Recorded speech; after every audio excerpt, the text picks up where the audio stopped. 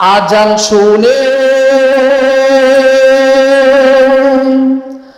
আছো যারা বাড়িতে,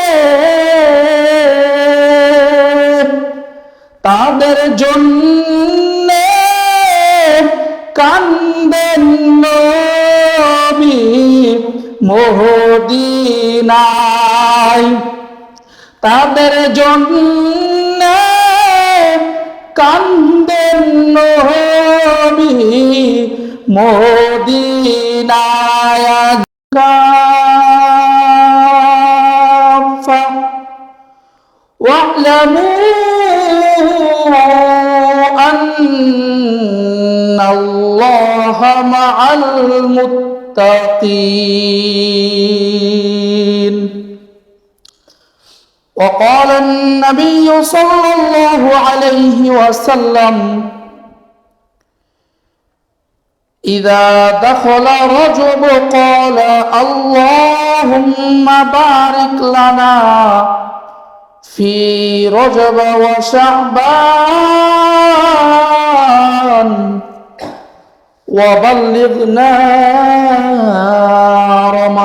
رمضان। সবাই বলেন আল্লাহুম্মা বারিক লানা ফি রজব ওয়া শাবান ওয়া বাল্লিগনা রমাদান।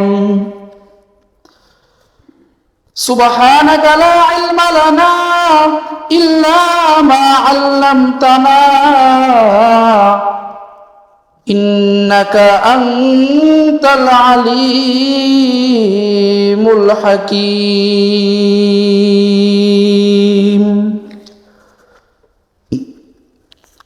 আলহামদুলিল্লাহ, আল্লাহ রাব্বুল আলামিনের দরবারে লাখ কোটি শুকরিয়া যে আল্লাহ তাআলা আমাদেরকে পবিত্র জুমার নামাজ আদায় করার জন্য মসজিদে আসার বসার তৌফিক দিয়েছেন। ওই মহান মালিকের দরবারে শুকরিয়া আদায় করে বলি আলহামদুলিল্লাহ। আজান হয়ে গেছে, উচিত ছিল সঙ্গে সঙ্গে জুমার দিন মসজিদে চলে আসা। এর আগে আরো উচিত ছিল আজানের আগে মসজিদে আসা। আগে মসজিদে আসলে ফজিলত বেশি এবং তার মধ্যে আল্লাহ প্রেম ভালোবাসা বেশি। দেখেন না, যারা যাকে বেশি ভক্ত করে বা যাকে বেশি ভালোবাসে তার কোনো অনুষ্ঠান হলে আগে পৌঁছায়, আর যারা কম ভালোবাসে তারা একটু দেরিতে পৌঁছায়, আর যারা ভালোবাসে না তার শেষে গিয়ে পৌঁছায়। তদ্রূপ আল্লাহর প্রেম ভালোবাসা এমন হইতে হবে যে যখন আজান হয়ে গেছে, আজান হওয়ার সঙ্গে সঙ্গে আগেই প্রস্তুত থাকা যে আমি আগে মসজিদে যাব, আগে মসজিদে গিয়ে আস্তাগফিরুল্লাহ পড়বো 100 বার, 100 বার সাল্লাল্লাহু আলাইহি ওয়াসাল্লাম দুরূদ শরীফ পাঠ করব, 100 বার আলহামদুলিল্লাহ পাঠ করব, 100 বার সুবহানাল্লাহ পাঠ করব, 100 বার আলহামদুলিল্লাহ পাঠ করব, আল্লাহু আকবার 100 বার পাঠ করব। যিনি আমার রিজিকের মধ্যে বরকত দিবে তিনি কে? এই জিকির কার? নাম কার? আল্লাহ তাআলা পবিত্রতা যখন আমি আর আপনি বর্ণনা করব, আমার রিজিকের অভাব হবে? আমার রিজিকের কোনো অভাবই হবে না। এই জন্য আগে আগে আসা, যত আগে আসবো একটু সময় পাবো। সারা সপ্তাহ আমরা কাজ নিয়ে কত ব্যস্ত থাকি, আল্লাহকে চিনি না, সময় দেওয়ার সময় থাকে না।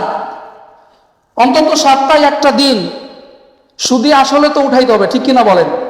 আসলে উঠানো যায় না, যেটা চলে যায় সেটা চলেই যায়, এমনি বললাম। কিন্তু তারপরেও যদি আমি আল্লাহকে বেশি বেশি করিয়া ডাকি, আল্লাহ তাআলা চাইলেই আমার পিছনের গুনাহ মাফ করে দিতে পারে কি পারে না? এই ক্ষমতা আল্লাহর আছে, বিশ্বাস রাখতে হবে। এই জন্য আগে আগে আসবো, এক স্থানে বসবো, বসে 100 বার সুবহানাল্লাহ, 100 বার আলহামদুলিল্লাহ, 100 বার আল্লাহু আকবার, আগে পরে দুরূদ শরীফ পাঠ করব। এরপরে একটু দুই হাত উঁচা করে যদি মা বাবা কবর পাশে হয়ে থাকে দোয়া করবো, আল্লাহ এত সময় যে আমল করলাম, এই আমলের সোয়াব তুমি আমার জনম দুঃখিনী মা বাবার কবরে পৌঁছায় দাও। সুবহানাল্লাহ পড়ে।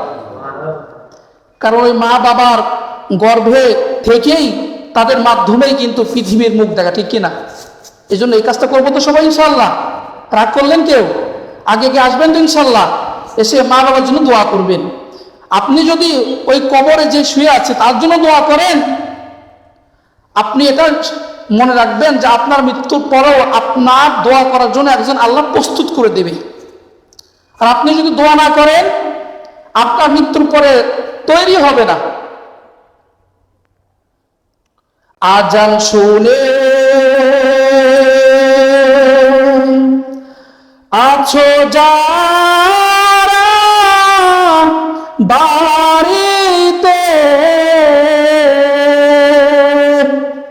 তাদের জন্য কান্দেন নবী মদিনায়,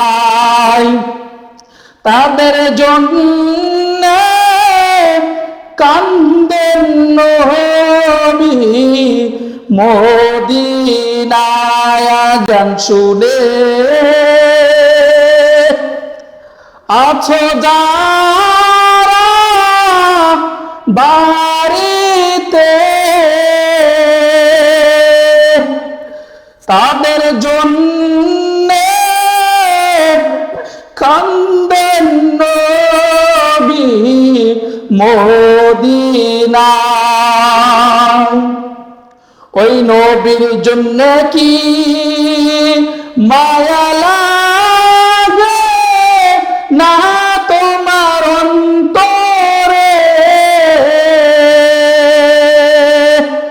হায়রে উম্মত মসজিদে কেন আসো না, হায়রে উম্মত মসজিদে কেন আসো না। আমরা সবাই আগে আসবো ইনশাআল্লাহ। আল্লাহ তাআলা কবুল করুন, সবাই বলে আমিন। আজকের আলোচনা বিষয় হচ্ছে, এটা রজব মাস শুরু হয়ে গেছে। কি মাস? রজব মাস। এই মাসে যেই দোয়াটা বেশি বেশি করে রাসূল পাঠ করতে বলেছেন, সেই দোয়াটি হচ্ছে আল্লাহুম্মা বারিক লানা ফি রজবা ওয়া শাবান ওয়া বাল্লিগনা রমাদান। দোয়াটি যারা পারি না, তারা এখন যে যুগ, ডিজিটাল যুগ, এই যুগের মধ্যে মোবাইলে সার্চ দিলে দোয়া চলে আসবে, ওইখান থেকে একটু শিখে নেব কষ্ট করে। যেহেতু রাসূল এই দোয়াটি পাঠ করতেন, সাহাবীগণকে পাঠ করার জন্য বলেছেন, এবং এটা উম্মতের মধ্যে ছড়াই গিয়েছে, তার মানে পাঠ করতে হবে। এজন্য আমরা সবাই পাঠ করব। যাদের মুখস্থ আছে তারা চেষ্টা করব সবসময় পাঠ করার জন্য, আর যাদের মুখস্থ নাই আমরা মুখস্থ করে নেব। এটার অর্থ হচ্ছে, হে আল্লাহ, আমাকে রজব ও শাবান মাসের বরকত দাও। রজব এবং শাবান, এই রজবের পরে শাবান মাস, রজব এবং শাবান মাসে আমাকে বরকত, আমাকে সুস্থ রাখো, আমাকে হায়াত দাও, আমার শরীর সুস্থ রাখো, আমার কাজগুলো গুছিয়ে আনার তৌফিক দাও, এবং রমজান পর্যন্ত আমার হায়াত দাও। সবাই বলে আমিন। কারণ রমজান মাস এটা গুরুত্বপূর্ণ মাস না? সব মাসের থেকে রমজান মাস কি দামি মাস। এই জন্য ওই মাস যেন আমার হায়াত থাকে, সেই জন্য রাসূল শিখিয়ে দিয়েছেন কোন দোয়া পাঠ করতে হবে। করবো তো ইনশাআল্লাহ। আল্লাহ রাব্বুল আলামিন পবিত্র কোরআনের মধ্যে বললেন, ইন্না ইদ্দাতাশ শুহুরি ইনদাল্লাহি 12 শাহরান ফি কিতাবিল্লাহ ইয়াওমা খালাকাস সামাওয়াতি ওয়াল আরদ। নিশ্চয়ই আল্লাহ তাআলা যখন আসমান জমিন সৃষ্টি করেন, ওই সময় থেকেই গণনায় মাস হচ্ছে 12টি। কয়টি মাস? 12টি মাস। আমরা যে বাংলা ইংরেজি মাস দেখি, এই বাংলা যে বানাইছে, ইংরেজি যে বানাইছে, আমার আল্লাহ সৃষ্টি দেখে বানাইছে। আল্লাহু আকবার বলেন। কার সৃষ্টি দেখে বানাইছে? আমার আল্লাহ বানানো দেখে বানাইছে। আমার আল্লাহ, আমাদের সৃষ্টিকর্তা যিনি মালিক, তিনি কোনো দৃশ্য দেখে দৃশ্য তৈরি করে না। কোন গাছ দেখে গাছ তৈরি করে না, কোন মানুষ দেখে মানুষ তৈরি করে না, কোন আসমান দেখে আসমান তৈরি করে না, কোন জমিন দেখে জমিন তৈরি করে না, কোন সৃষ্টি দেখে সৃষ্টি তৈরি করে না। তিনি আমাদের সৃষ্টিকর্তা আল্লাহ। সবাই বলেন আল্লাহু আকবার। আর আল্লাহ ছাড়া যত মানুষের সৃষ্টি আছে সব সৃষ্টি দেখবেন একটা জিনিস দেখে সৃষ্টি হয়, জিনিস দেখে সৃষ্টি হয়। এরপরেও ওই জিনিসের মধ্যে পার্থক্য আছে না নাই? একটা আরেকটার সঙ্গে মিল খায় না। আর আল্লাহর সৃষ্টিগুলো কত চমৎকার, আল্লাহু আকবার। তাহলে পৃথিবীর শুরু থেকে গণনায় মাস কয়টি? 12টি মাস। এর মধ্যে 4টি মাস সম্মানিত মাস। কয়টি মাস? 4টি মাস, জিলকদ, জিলহজ, মুহররম ও রজব। এই মাসের নাম কি? রজব মাস। তাহলে 4টি মাসের মধ্যে একটি মাস যেটা দামি মাস, সেই মাস চালু হয়ে গেছে, ঠিক কিনা বলেন?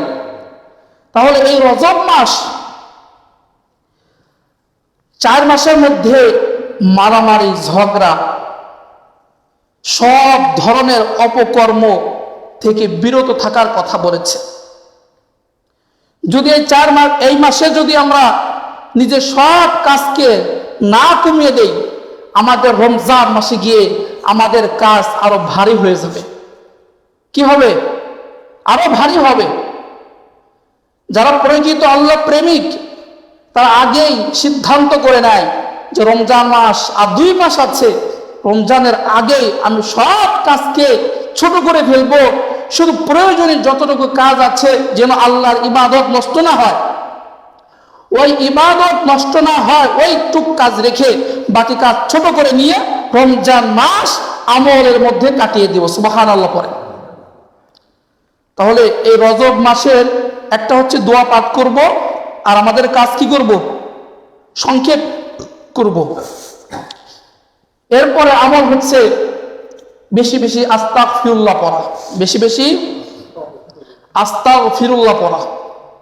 এবং আমরা যার কাছে ঋণ আছে, ঋণ পরিশোধ হইতে হবে। কি পরিশোধ? ঋণ। কবরে মারা গেছে, আপনার কাছে টাকা পায়, সে মারা গেছে, তা আগে দ্রুত পরিশোধ করেন। আবার ওই যে কবরে শুয়ে আছে, সে একজনের থেকে ঋণ নিয়ে কবরে চলে গেছে, সন্তান যারা আছে দ্রুত পরিশোধ করান। এগুলো পরিশোধ না করে যত আমল জড়ো করবেন আপনি, কোনো কাজে আসবে না। কিন্তু আপনি যত আমলই জড়ো করেন সব আমল বৃথা চলে যাবে। বুঝেন না মনে হয়? আপনি অন্যের পাওনা পরিশোধ করেন নাই, আপনি দুনিয়া ত্যাগ করেছেন, অথবা অনেক আমল করেন, নামাজ, রোজা, হজ, যাকাত, কোনে আপনাদের বাদ পড়ে না, সব চলে, কিন্তু আপনি ঋণ আছেন। কি আছেন? আপনি ঋণগ্রস্ত আছেন। অথবা আপনার কাছে সম্পদ পাই আপনার প্রতিবেশী। এই গত সপ্তাহের মধ্যে আপনার রাজবাড়ি একটা নিউজ দেখছেন কিনা, বালিয়াকান্দি থানায় জমির হাতাল যেটা বলে কাটতে গিয়ে 2 পক্ষ মারামারি করতে গিয়ে 2 জনই শহীদ হয়ে গেছেন। শহীদ তো না, মারা গেছেন 2 জনই।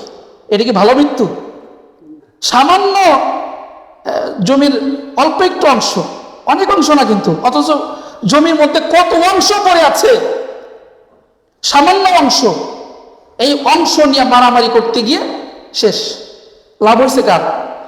শয়তানের লাভ হয়েছে। শয়তানের একটা আসর বসে একটা ফাঁকা স্থানে, যেমন সমুদ্র, জঙ্গল, আসর বসে। ওই আসরে ইবলিস চেয়ারে বসে থাকে আর সবাইকে ডাক দেয় কাজ শেষে। যেমন পড়ে বা যারা দিন মজুর, কাজ শেষে যারা রাজমিস্ত্রির কাজ করে দেখবেন যে হেড তার কাছে উপস্থিত হয়। তদ্রুপ শয়তান যাদেরকে কাজে দেয় দিন শেষে তারা উপস্থিত হয়, আবার রাত্রে পাঠায়, বলে যে তুমি কি কি কাজ করে এসেছ? বলে অমুক ব্যক্তির নামাজ থেকে সরাইছি, অমুক ব্যক্তির মিথ্যা কথা বলেছি। বলে এগুলো কোনো ব্যাপারই না, এই মিথ্যা কথা এখন এমনি বলে, কারণ এগুলো চালু করে দিছে অনেক আগেই, আমি এমনিতে মিথ্যা কথা বলে, এগুলোর কোনো ব্যাপার না। যে শয়তানগুলো বলে যে আমি দুনিয়ায় একে অপরের সঙ্গে মারামারি করাইয়া মৃত্যু ঘটাই দিছি, তখন শয়তান খুশি হয়, হ্যাঁ তুমি ভালো কাজ করছো, তুমি শ্রেষ্ঠ কাজ করেছো, ওকে সম্মানিত করে। কারণ 2 জন ব্যক্তি মারা গেছে আল্লাহর, বান্দা কার? আল্লাহর। খারাপ কাজ করে মারা গেছে। আপনার মনে রাখবেন, মারামারি করে, অন্যায় অর্থক মারামারি করে যারা মারা যায়, এটা খারাপ কাজ। শরীয়তের একটা কিসাস আছে। আমি যদি আপনাকে একটা থাপ্পড় মারি অন্যায় ভাবে, একটা থাপ্পড়ের বিনিময়ে কয়টা থাপ্পড় পাইতে হয়? একটাই। কয়টা? একটা থাপ্পড়। এটা হচ্ছে কিসাস, এটা আল্লাহর আইন। আপনাকে অনর্থক মারছে, আপনিও একটা অনর্থক একটা থাপ্পড় মারবেন, এটা আল্লাহর আইন। এখন যদি মাফ করে দেন সেটা ভিন্ন কথা। কিসাসের আলোচনা আজকে না, চলে আসতে তাই বললাম।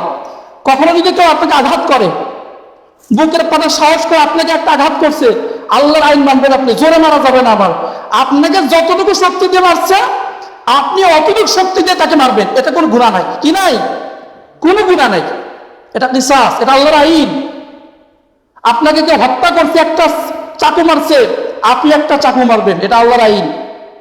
এগুলো তো শুনেন না, এই জন্য মনে হচ্ছে কি হুজুর নতুন বলতেছে মারামারি করার জন্য। না, এটা কোরআনের আইন আছে, বুঝছেন সবাই? যাই হোক, তাহলে এই আমি যেটা বলতেছিলাম, এই মাসে অন্যের সঙ্গে যদি আমাদের সমস্যা থাকে, ক্ষমা চেয়ে নেব। বাজান, হয়তো বা কোনো কারণে আপনি আমাকে কষ্ট পেয়েছেন, আমাকে ক্ষমা করে দিন। এই যখন মাপ চাবেন, তখন তিনিও মাফ করে দিবে, আল্লাহ তাআলাও মাফ করে দিবে। শয়তান বেজার হবে। আমরা শয়তান খুশি করবো না বেজার করব? কে কে খুশি করবেন?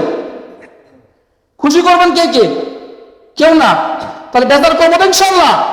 তাহলে আমাদের যার সঙ্গে যার সমস্যা থাকবে, আমরা ক্ষমা চেয়ে নিব, আমরা মাপ চেয়ে নিব। শয়তান বেজার হবে। শয়তানকে আমরা পুতাইতে চাই। খুশি করবো কাকে? আল্লাহ তাআলাকে। আল্লাহ তাআলা আমাদের সবাইকে রজব মাসের কদর দিয়ে চলার তৌফিক দান করে বলে আমিন।